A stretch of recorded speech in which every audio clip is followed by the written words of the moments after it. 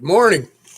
Let's watch the sun come in this room. Let's see how that affects stuff. I got the windows open. The sun's coming in. It's a beautiful sunrise this morning. It's Tuesday, June 1st, 2021. You guys can't see it. It's beautiful out there. Tried to get a picture for you, but traffic was just traffic. All right. Well, it's Jim Adkins here from Adkins Results Coaching. Still adjusting the camera. I'll get the hang of this, I promise. With the last 4 days, give or take, of your 30-day workshop. Now, we did a 30-day workshop, or we're doing a 30-day workshop on positivity. And over the last 30 days, I've asked you to add things to your habits, to your routines, to your personality, just to your thought processes that could or have been known to help create a positive environment or positive atmosphere in your life and the things that you're doing. One of the most important, I think, and it's hard to put a most important mark on anything, and I know I'm using air quotes wrong. I just think it's an emphasis point. Gratitude. Being grateful for what you have every day, every moment. How do you do that? What's the easiest way to implement that? You train yourself, you create the routine that includes gratitude. Now, to become good at or to make anything a natural part of your being, it sometimes takes practice. And practice sometimes takes effort. So with gratitude, even though it should be a natural thing just to be grateful, it might take some work. So one of the tools that I learned that I love, and we implemented this a long time ago to help some kids out too, was get a stone, get a rock, get anything, get something small that you can keep with you and put it in your pocket. And the gentleman that I learned this from, he used a stone. And what he said was he would put it in his pocket. And at the end of the day, before he goes to bed, he empties the pockets onto his dresser or wherever he empties his pockets, and there would be that rock. And that rock would remind him to take a minute and show gratitude for the things that occurred during the day, the things that he has in his life, the beautiful things that are surrounding him at the moment. And he would go on with his nightly routine. Well, the next morning when he got up to get his keys and everything and get ready to go, the rock would be there. He'd slip it in his pocket, and he would remember to take a moment before he put it in his pocket and show gratitude for the wonderful things that happened over the evening, or the dreams, or the feelings that he has, or when he wakes up and you're next to your partner, and those things that you're grateful for. Stop and take a moment, and don't just think about it. Don't just think about it. Say it out loud, and mean it. Be sincere. Take a real moment. Don't just say it in past. Okay, I'm going to go brush my teeth, and I'm grateful I have a toothbrush and a bathroom to go to. Even though you are grateful for those things, make it a sincere gratitude. Seriously.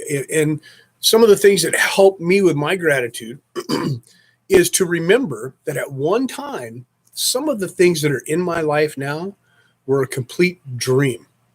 They were things that maybe at one point in my life, I knew that were important to me, but just couldn't see ever having the wonderful things that I have in my life now. It was a dream, okay? And that dream became something of a calling, and then that calling became my life. And to look back at the wonderful things that have occurred and the things I have in my life now that I never, ever thought that I could truly have at one point, there came a point when I needed to believe, otherwise I would not have them. But you understand what I'm saying. That helps. Then throughout the day, you stick your hand in your pocket, or you're looking for change, or we don't look for change anymore, right? But that rock is in there, and what do? Well, you stop and you show some sincere gratitude for whatever. So gratitude being one of my favorites. How's that? Maybe not the most important, but one of my favorites, and something that may take a little effort. And it's wonderful to do that. So you can go back over the videos and look at the other things, like changing somebody else's life by making them happy, or just a simple gesture, adding a new habit or routine to your life, rearranging or beautifying one room of your house. These are all little tricks and things that you can do to manifest happiness or positivity in your life. Spin any encounter, any action, any event into a positive. Those are things that you need to practice too. Well, today Day 26, Tuesday, June 1st. Here we go. Okay, a lot of you had the weekend off. I had the weekend off. Boy, I'm grateful. How's that? But it does put you behind the eight ball when you got so many things to do during a week if you take time off. That's just how it happens. So I'm going to give you 4 things. I keep them written on my board here. I look at them every day. This is what I choose to put in my thought processes every morning. Okay. And number 4, I think of these 4 happens to be something I may neglect to remember more than others. So I hope that these resonate with you. So for the next 4 days, over the weekend, you were to set your goals, come up with a decision, a simple decision, and make it a short-term goal. 4 weeks, 6 weeks, 8 weeks, 12 weeks, something like that, that pertains to the longer-term goal, of course.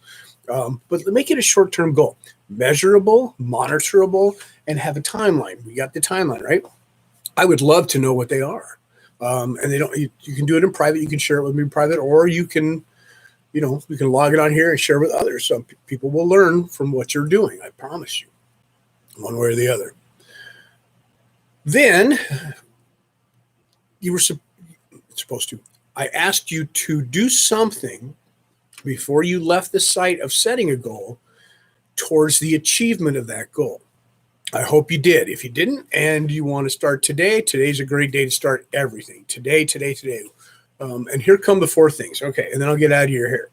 So for the next 4 days, the last of the 30, and I will check back in with you and little stories and things that are going on. I think it's necessary to share.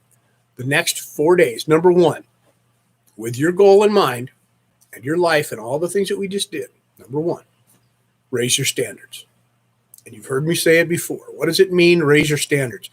Lift yourself up. Hold yourself accountable to a higher thought process, to a higher level, to whatever you consider your standards to be. Hold yourself to them. Lift them up higher. And you can hold other people accountable for their actions. You can expect other people to raise their standards too, and it's going to be a letdown. Not all the time, but most of the time, you can't change other people. You can guide, you can help, you can teach, but you can't change them. You, yourself, you might even fall into that category where you feel like you raise your standards and then you let yourself down. Yeah, well, who can fix that? You. That's right. You've got the power. You've got everything you need inside you right now to do whatever it is you want to do. Trust me. Raise your standards. Expect more from yourself. Now, don't push yourself to the point to where you're exhausted or you break yourself because you're piling it on. That's okay when you grow to be stronger. As you grow these processes and you become stronger in the routines and stronger in the processes, you can hold yourself to that back-breaking pace. But number 4 will remind you. Number 2, know your outcome. Know your outcome. You cannot achieve fulfillment and success without absolutely knowing what it is success and fulfillment looks like for you. You may already be there at a certain point. So when you get there, you raise your standards, you raise the bar, and you move forward, right? That next level of greatness. Know your outcome. How do you know your outcome? You decide what it's going to be. You get to make the choice. You get to decide how happy you're going to be, how fulfilled you're going to be. And I got a little secret to tell you. Happiness can happen like that. You don't have to wait till the end result to be as happy as you want to be at the end of your goal. But we'll come back to that. So number 1 was raise your standards. Number 2 is know your outcome. Number 3, take action. Don't just write it down. Don't just think about it. Don't even just talk about it. Take action. Now, writing it down is a good way to hold yourself accountable. Talking about it with other people is a good way to have them hold you accountable. Well, if as soon as you say it and somebody you trust, wow, that sounds like a great idea. You know what's going to happen the next time they see it. Hey, how is that such and such coming along? They're going to hold you accountable. I will say this on top of that, though. A closed mind or a small mind is the quickest way to destroy a dream. So if you tell it to somebody who's got a small closed mind or thought process, that's a quick way to kill a dream, especially if you put any kind of value on their opinion, which it's up to you. So number 1, raise your standards. Number 2, know your outcome. Number 3, take action. And number 4, I'm not going to say most important. Number 4, the one I have a tendency to neglect. Enjoy life. I love what I do. I love the people I surround myself with. I enjoy moments, but I have a tendency, and you can learn from my mistake. Don't follow in my footprints in this way. I have a tendency to put so much pressure on myself at times that when I make little mistakes, and I make mistakes, I know it's hard to believe, right? I'm really hard on myself to the point to where at times it seems I elevate. And when I make a mistake, it just feels like I have further to fall when I fall. And I let that get to me. And I pick myself back up. But with the analogy, sometimes it seems harder for me to get back to where I was when I make the mistake. Now, we all make mistakes. We all make decisions that will lead us off course every once in a while.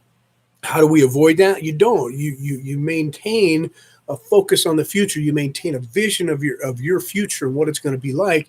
And then if you do find yourself with a missed step or two, which is okay, you get right back at it.